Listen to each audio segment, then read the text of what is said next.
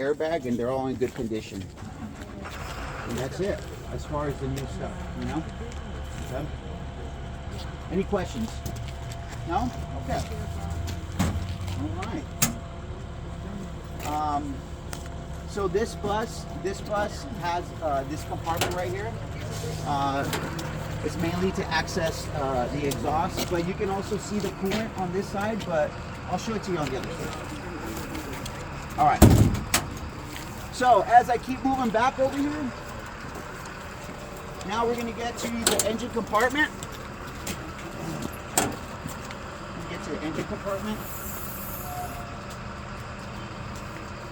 And just to let you guys know, I know some of you guys come from different districts and everybody says, well, you got to check the belts and do this and do that.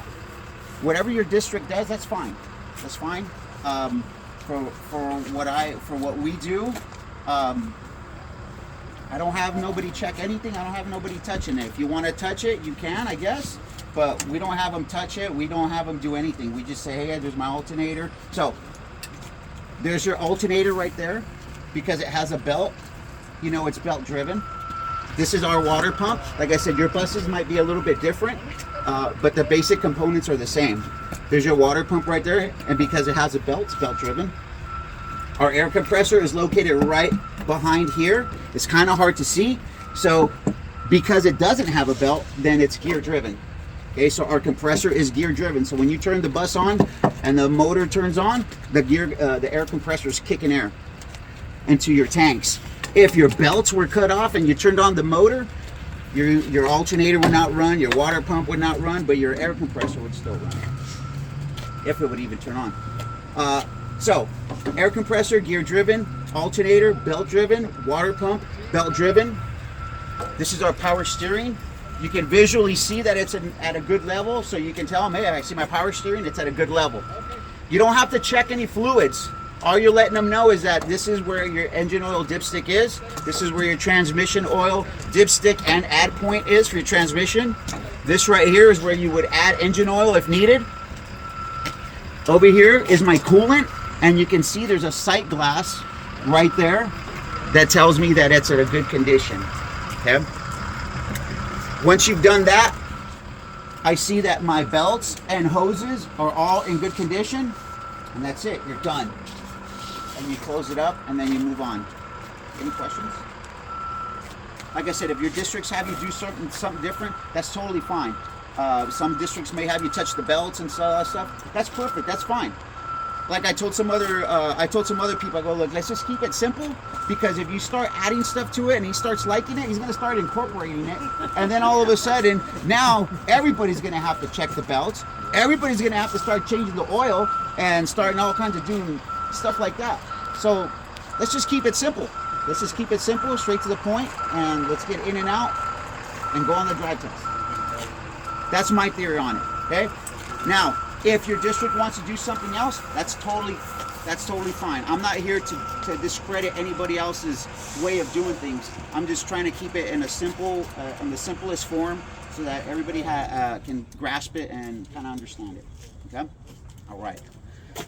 With that being said, the last and final portion of it, like I said before, I want you guys to at least know what it is you're talking about. I don't want you just to memorize the script. The last part that we're going to have to do for this bus is we're going to identify the shocks, we're going to identify the U-bolts, and then we're going to identify the brake drums and brake shoes. So it's kind of hard. It's not kind of hard, but this is where this pad comes in. And what I recommend is if you stand on this side of the bus, that you're going to look into that general area. If you decide to stand in this side of the bus, then, or kneel, you're going to look in that area, because you're looking to see the brake drums and brake shoes on that side. If you're on that side, you're trying to look at the brake drums and brake shoes on this side, or the U-bolts and the shock on this side, and vice versa. So whichever side you choose, that's where you're going to have to be. So most of them, I put the pad right here, and they can kneel down. If you need to kneel down, if you want to kneel down from where you're at over there, that's fine. But this is the stuff that I pulled down. All right, so right here is your shocks. Shock there, shock there. If you're on that side, you can see your U-bolts, and this is your shock right here. If you're on this side, shocks, U-bolts, brake drums, brake shoes over there. And then if you're on this side, the brake drums and brake shoes are here on this side. Ugh. All right. So, I get it. It's hard to see. As long as you know where it's at, and when you come up time to do your test, if you say that and know where it's at, I think you're going to be good. I don't think he's going to ask you what's the depth, what's the thickness of your brake shoes or anything like that. Just as long as you feel confident and know where it's at, you guys should be good. Once again, we're not mechanics. So I got a question for you. Sure. So who's implementing who's making this harder for the driver? Is it who's in charge of our area, or is it the... All right, let's get this down.